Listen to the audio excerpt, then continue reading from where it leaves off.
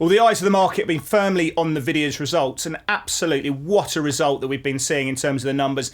The outlook, again, just showing that this company is doing everything right in the market. The results have lifted the NASDAQ. We've seen a lot of the AI names, the high growth tech names doing quite well in the after hours session. We'll have to see if it can continue going forward. We look also at this very early idea that the Fed could look to raise rates later in the year. And we look at FX trades that we like and what we've got on the radar. And this idea about what could cause volatility in the short term. Remember that word? This is the trade-off.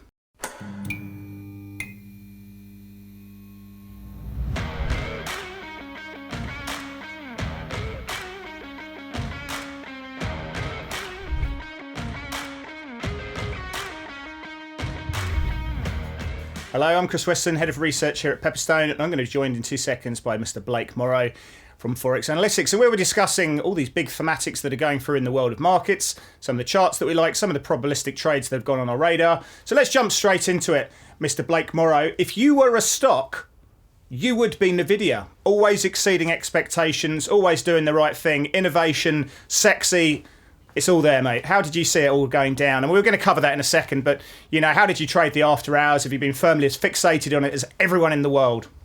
Of course I've been fixated on it. And the comments you just gave me, you know, would make my wife blush, kind of making me blush too. So no, as far as NVIDIA goes, I mean, wow, what a company. I'm looking across the board, looking at every metric that it beat. I mean, everything from revenues to, you know, operating margins, gross margins, earnings per share, free cash flow, guidance going into first quarter of 2025. It's ridiculous. I know, but it's interesting because I just don't want to go too much in the numbers because we can cover those in a second. I'll ask you a bit more in sort of micro detail in a moment. But, you know, I know that you're predominantly an FX guy and you sort of service a very strong FX community. But, you know, it's not often that you go, guys, you've got to look at this stock because the implied vol is so high that it could spread through into rates. It could spread through in, obviously, if the futures markets go after hours, then we could see a big move in rates. We've seen risk FX moving. You know, volatility's subsided a bit. So, I mean, everyone, cross asset traders have got to look at that, right? I mean, they are, and I know a lot of people in our community trade it, but a lot of people in your community, you know, if you have a Pepperstone account and you trade CFDs, you could trade NVIDIA. And so there's a lot of people, a lot of eyeballs on it. And so, and it moves the market. I mean, it makes up such a large component of the S&P and Nasdaq 100. I mean, it is just the move back. Now, just, I want everybody to understand, you know, after hours right now, excuse me, we have the earnings call that's happening actually during filming right now. The stock is basically back where it was earlier this week after the, you know, little bit of a sell-off the last couple of days. So we're going to just see where NVIDIA tops out. Well, let's go into it. Let's go and have a look at those results in a bit more depth. I know we've sort of talked about the sort of background and the trading environment. Let's go into the results and what it actually means for markets going forward. So let's go into Topical Thunder.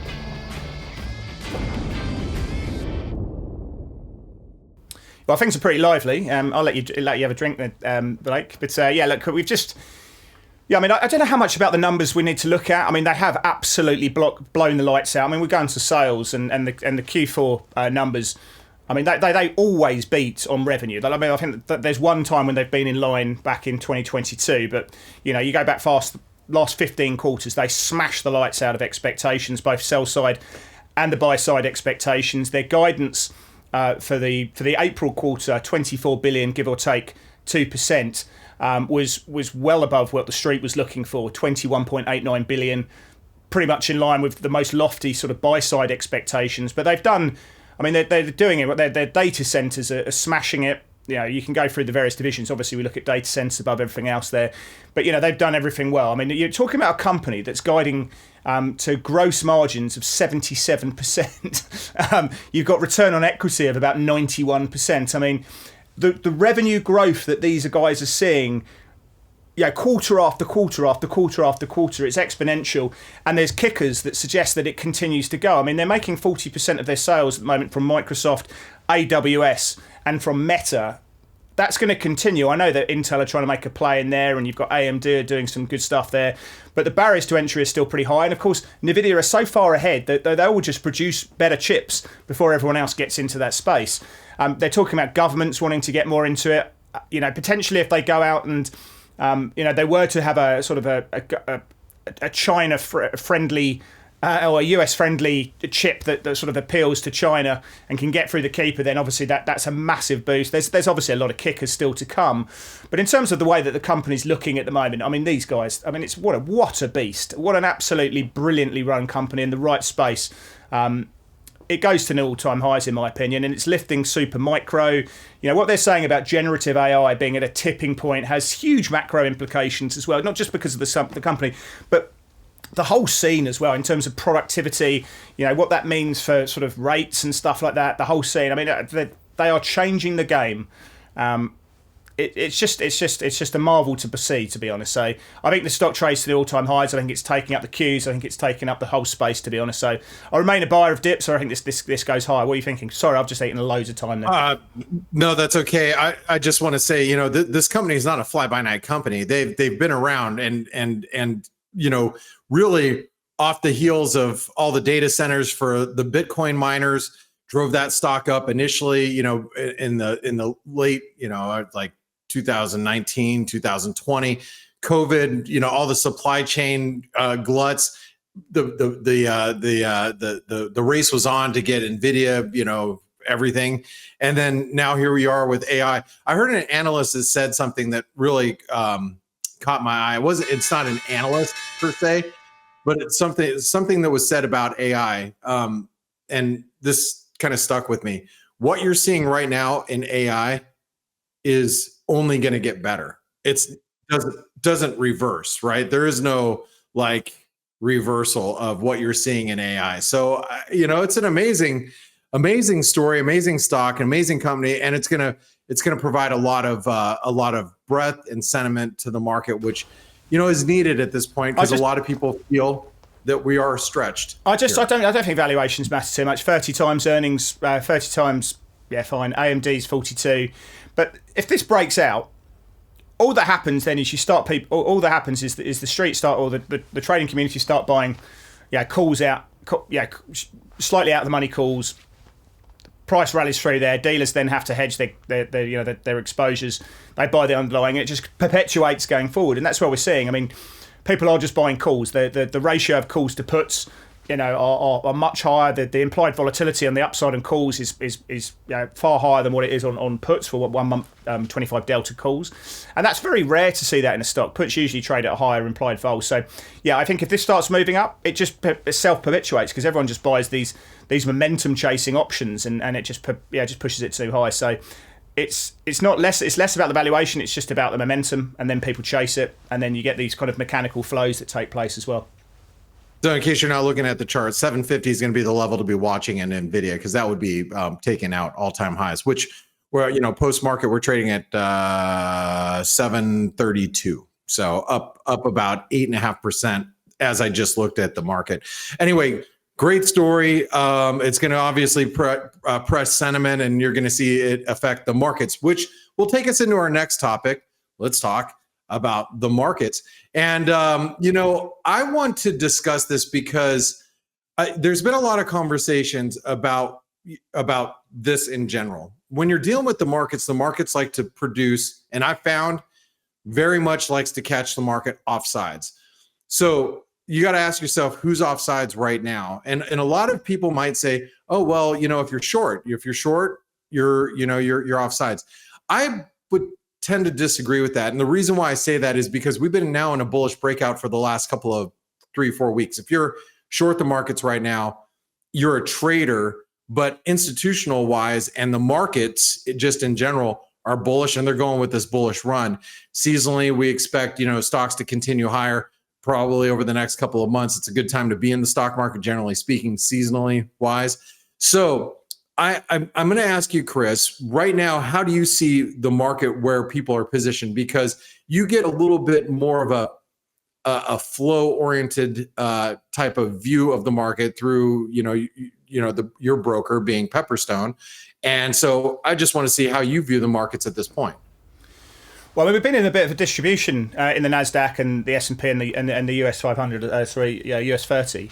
And we're just sort of cracking to the downside, but we've seen some buying support coming back in because of people were rolling out of tech, and obviously we'd seen a big decent drawdown in Nvidia going into results, but that looks like it's abated now. So we were wondering perhaps if we got this 11% move in Nvidia that the options market were predicting to the downside, then that potentially could see this concentration of equity holdings coming out, and we could see further downside. And of course, when you see further downside, volatility picks up and then it manifests into greater drawdown. Volatility begets further weakness. But I think this Nvidia result, if it does follow through buying, if we see some really strong moves in the cash, does negate that situation. Banks look okay, values okay.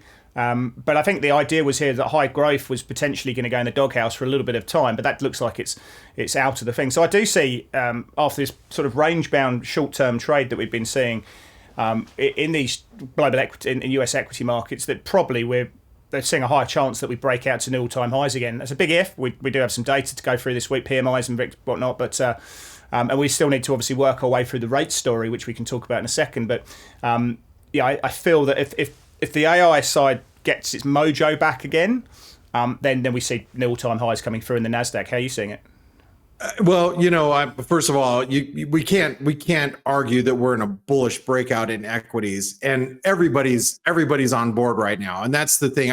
I've seen a lot of bears turn bullish, which it's interesting. You don't have very many bears out there. So I think the market being wrong-footed would be if we sold off. But look, I think what happened with Nvidia.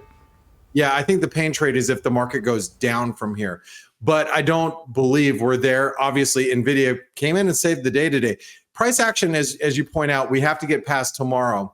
What happens after tomorrow is going to be really important. You get to buy the rumors, sell the news. We saw it clear as day. At the end of the day in U.S. equities, you saw Nvidia rallying, you saw equities rallying. And I said this midday to our traders. I'm like, the market was anticipated, came in with too low of expectations for Nvidia. It's going to rally back into the numbers, and we did. But now post numbers, Nvidia is a lot higher. So I think how it carries sentiment and where we end up tomorrow is going to be pretty important, I think. Yeah, cool. And I want to go to Fed policy. So let's go to the next section because I think it feeds in well. Because what I was talking to a client yesterday, and he was saying, when do we get this big drawdown in the equity market? Does it happen? And I said, well, one, it would be conditional on what Nvidia say, and if we see 11% decline, given that it's got a 4% weighting on the S&P, 5% weighting on the Nasdaq, then that would be probably the start of the catalyst. Then we go into the February data series, which I think has got us on edge because of the very strong CPI numbers that we saw in the PPI numbers, and obviously payrolls well above 300,000 the last read, and that has started this very early conversation. Bill Dudley, the ex-New York Fed president, started talking about it. Obviously, we hold Larry Summers, ex-Treasury Secretary, talking about the underpricing rate hikes. And then there's a number of factors. And in fact, if you look at the SOFR futures market or SOFR options market, if you look at the sort of bimodal distribution, there are people betting on rate hikes now in the year. Obviously, the market's still sort of the collective weight of money is still looking for rate cuts this year, 3.5 odd rate cuts this year. But there are people betting and hedging out that risk that potentially, we could get rate hikes. And I think that really depends on what happens in this data series now.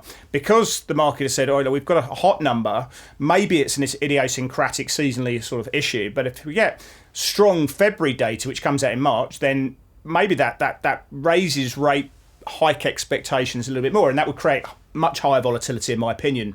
And so what are we looking for, Blake? I'm looking for core PCE starts on the 29th. That's going to be hot because obviously it's taken those components from CPI and PPI. Then we go on to the 8th of March. We've got the non-farm payrolls number. It's very hard to predict what that's going to happen, but if we were to see a number 300,000 or so, and obviously average hourly earnings continue to be very hot, that would be, I think wages would be bad for the market. CPI on the 11th of March, again, we'll have a look at that super core number, have a look at services. If that's strong again, 40 basis points or so, the market will de-risk. PPI a few days later, and then on the 20th of March, we've got the Fed meeting. If those numbers are hot, I think the market goes, I think it de-risks. I think that would be the catalyst for a bigger drawdown. Is this something that you're sort of focused on? I mean, this idea that hikes could happen later this year, is it just a nonsense situation? It's a good question. Here's the thing. I think higher for longer is always going to be the Fed's mantra at this point. So, correct. Yeah. But so rate hikes, I don't really know about that. But I know what can counter, in my opinion, and it was mentioned today in the FOMC meeting minutes. Some of the things that could counter what might happen with expectations is the Fed could really start talking about what they're going to do with their QT programs, with quantitative tightening. So, to counteract some of that idea that, will the Fed even hike? Maybe they reduce their QT, and that would, in essence, support the market as well. So that's something I think is more viable right now as far as rate hikes go. Yeah. Shoot, I don't. I mean, the barriers are so high, right? But my point is that I think the market's okay with rate cuts coming out of the market, as long as it's backed by growth and strong growth. If rate cuts are coming out of the market because of inflationary pressures and a real concern about what's happening with service inflation and supercore, I don't think the market likes that. So it doesn't necessarily mean that we're going to have to get hikes, but rate cuts coming out of the market is driven by that sort of right tail, the inflationary side of things. I don't think the market likes that, especially so if we were to get another series of strong data in that point, rate cuts coming out because of inflation, not because of growth, I think that we'd see a high volatility in the market across asset class.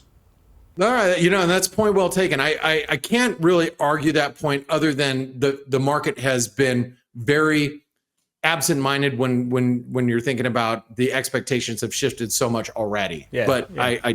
I agree with what you're saying there. They've shifted all up, but the market's come to the Fed.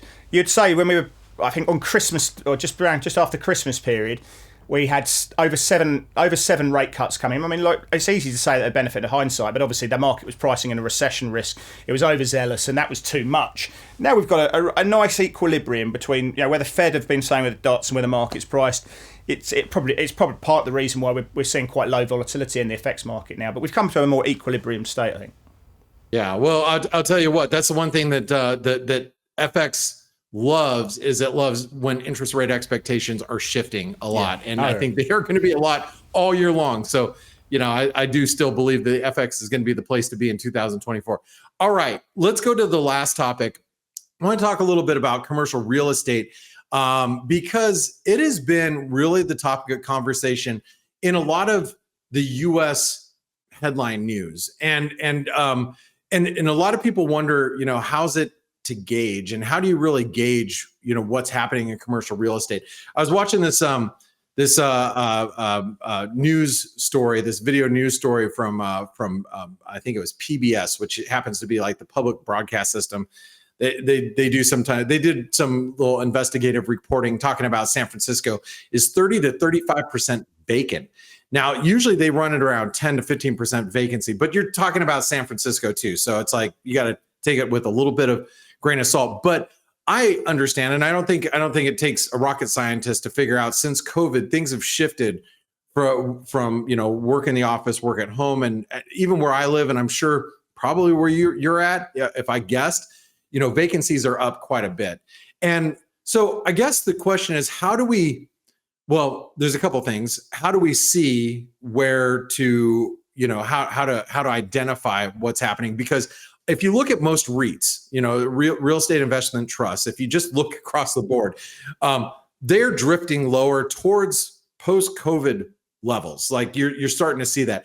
Now you would think, first of all, you'd see some pressure on the KRE, which is regional banks, which arguably you probably have, but there's a lot of conversations between lenders and, lenders being the banks, the regional banks, and, commercial real estate holders, where they're just repricing and renegotiating some of these loans. So they're not, meeting up to where, the banks are going to basically take some of the loss. How much they can take, I don't know. But then I was also reading this research report and listening to Carson Block. He's the founder of Muddy Waters Research. And he was like, well, one of the best ways to look at commercial real estate is BMXT, which Blackstone Mortgage Trust.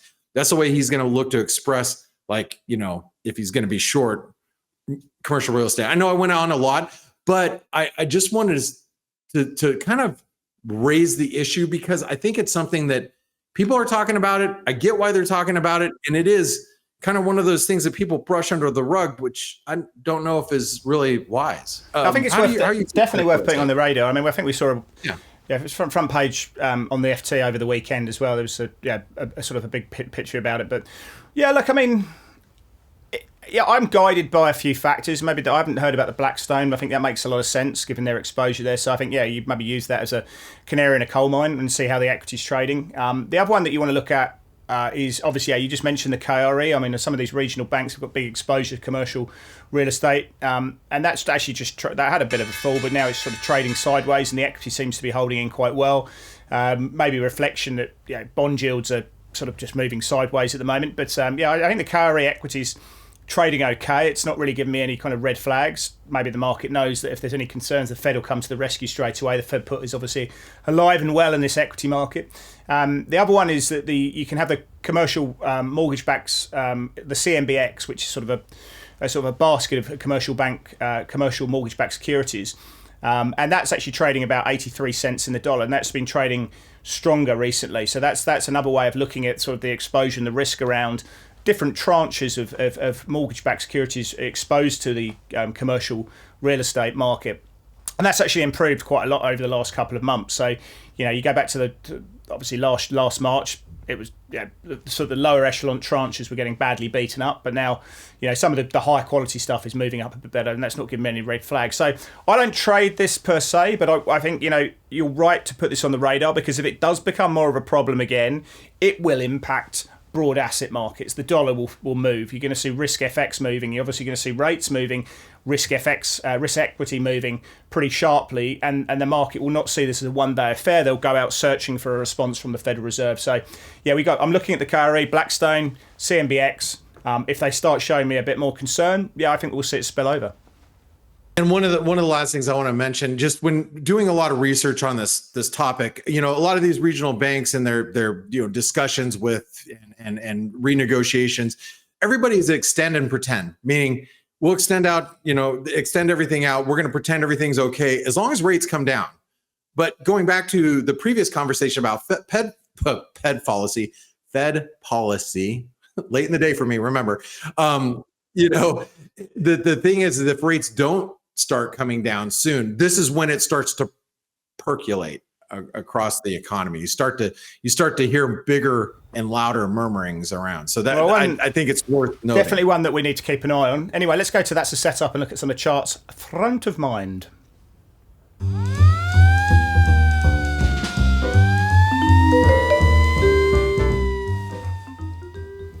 Well, we brought up the Nasdaq. We talked about it quite in some length, but let's have a look at the daily chart of the Nasdaq. One of the things that we were seeing was we talked about that sort of very modest distribution coming forward, and it was looking like it's crack. Obviously, we've broken, the rising uptrend that's been in place. I think you noted it last week or the week before about the obviously the divergence that's taking place between price and the various oscillators, and that was given us. That all disappear tomorrow, Chris.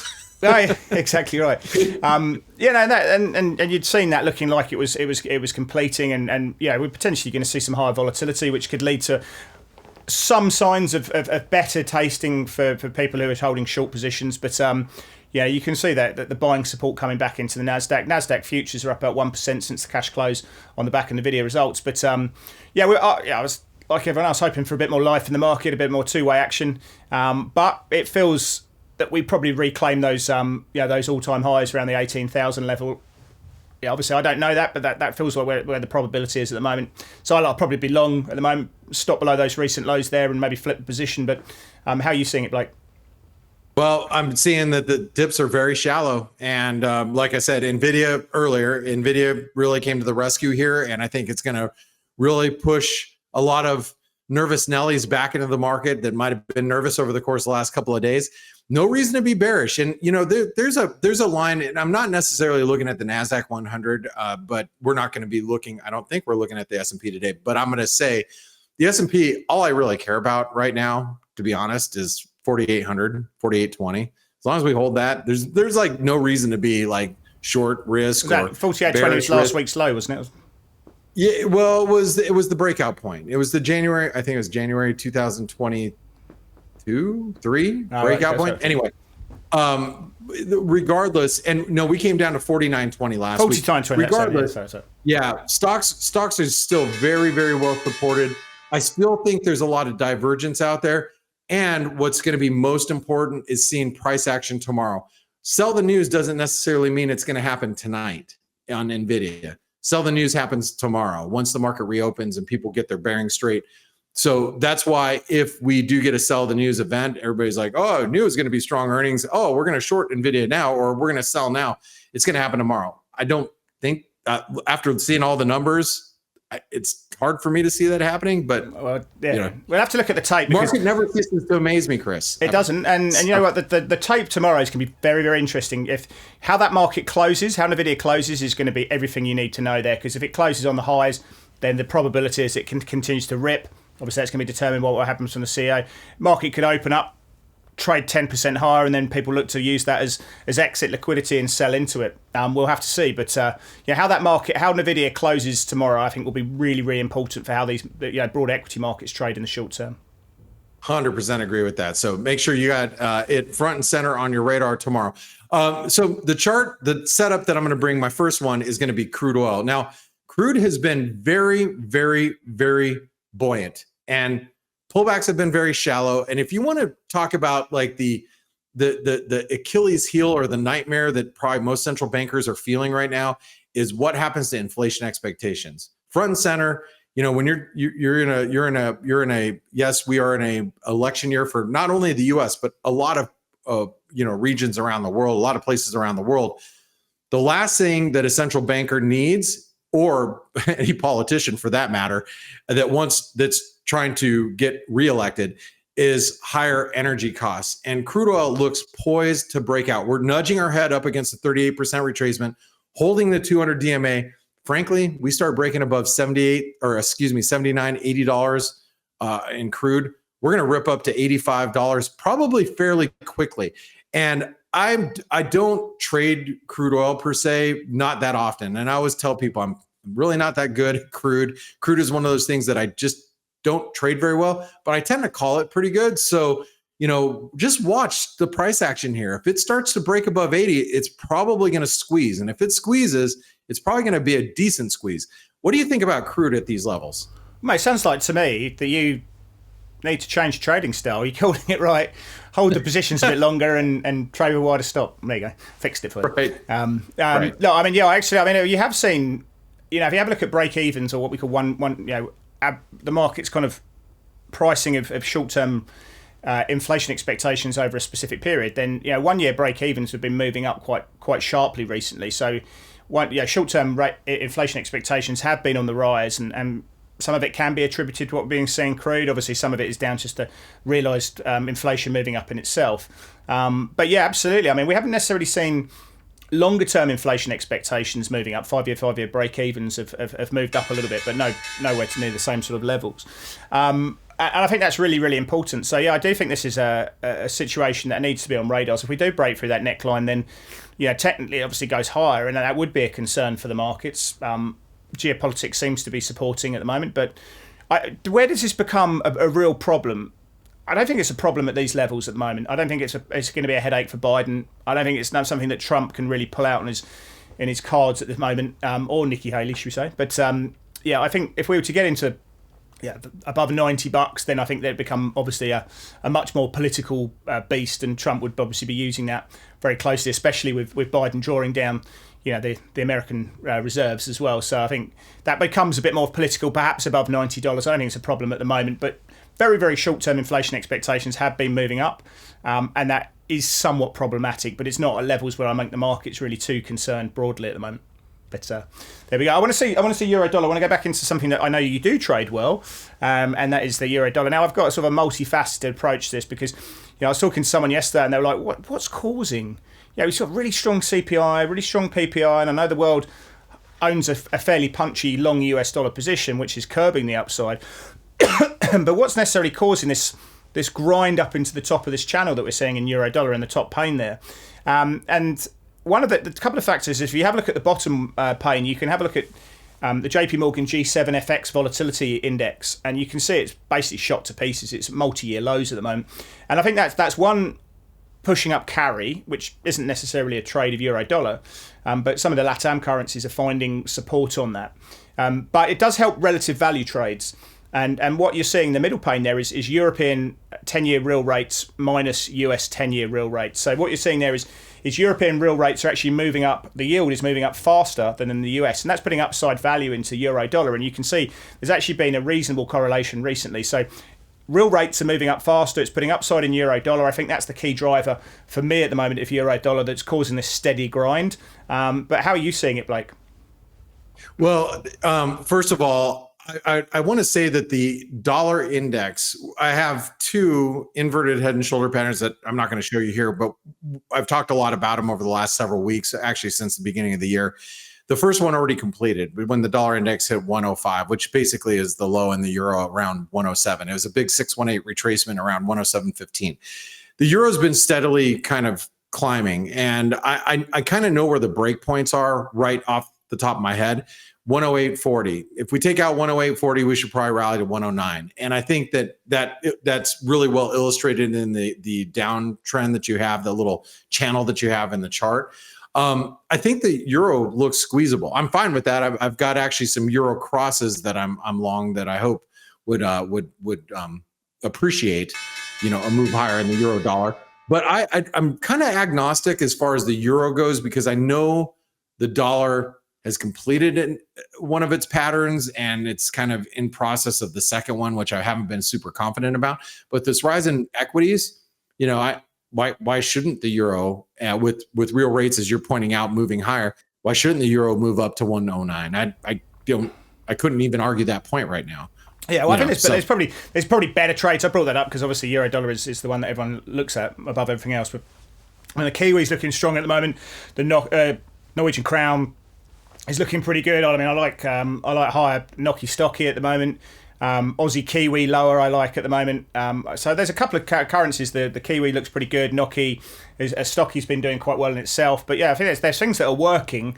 But when we're talking euro dollar right now, I think we're probably seeing just a steady grind. And I do think the idea of real rates, which are effectively, for people who don't know what real rates are, it's the 10-year treasury or 10-year Bund for Europe.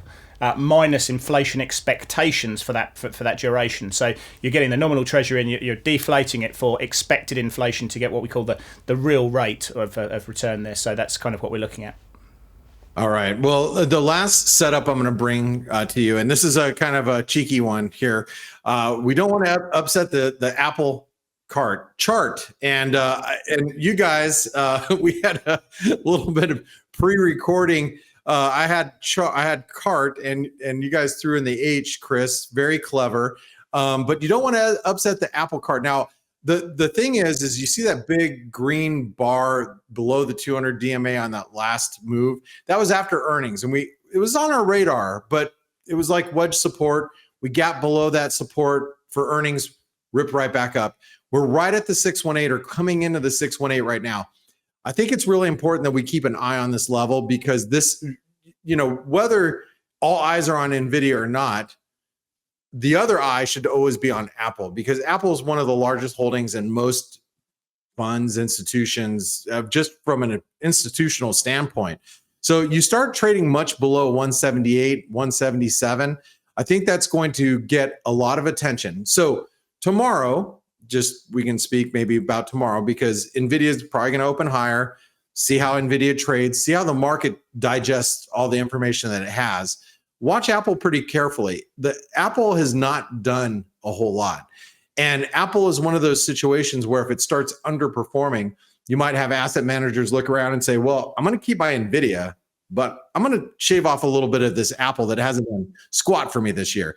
So that's when you start looking at stocks that are underperforming. And Apple for 2024 thus far, it's a little bit of an underperformer. It has done, so how important are you, or how important is Apple to you? Well, it's always going to be very important. It's got the second biggest market cap in the S&P. So, if it does weigh and just sort of grind lower, then that's going to sort of drag on the performance of the index. And I'm more of an index trader than the single stock trader. But yeah, I mean, all the upside, all the love is in AI at the moment, and that's what we're exploring. That's where the development is taking place. I mean, Apple have made mentions that they're looking in this space, and they need to accelerate if they want to win some share. Microsoft as well, obviously pushing into that space and have done some good stuff. But Apple sort of seem to be sort of not in that sweet spot at the moment. They're not really. There's not huge catalysts for the share price. There's nothing wrong with the shares. I mean, they're a fantastic company, obviously, but I think we're looking for kickers at the moment, and we're not probably seeing them in Apple as we are in some of the other names as well. So if you want a high growth, you want to mess around in the momentum names, things that are going up, and they're going up not because people love the story and they're trying to explore a story in the future that they're finding very hard to model. Apple doesn't have that same exposure, so it's just kind of in languishing terms. People want to put capital to things that are sexy and are seeing high growth, and Apple doesn't have that kind of exposure at the moment. So yeah, I think it's just maybe there's a pairs trade long Nvidia, short Apple, probably a good one there. See what happens. Now you're talking. We'll just go long Nvidia. Just go long Nvidia and just get the delta from the direction there. So there you go. But I think it's an interesting one. I mean, if we do see it roll over technically, like you're talking about there, then obviously that's going to weigh on the index. It always will. So Nvidia's going to have to do even harder work for people who are bullish on the Nasdaq and the S&P. So we'll see what happens there. Good chart. Let's go to play of the day.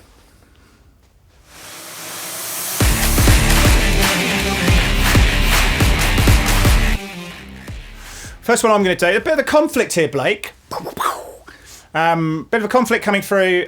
I like this. It's going up. It's doing everything right at the moment.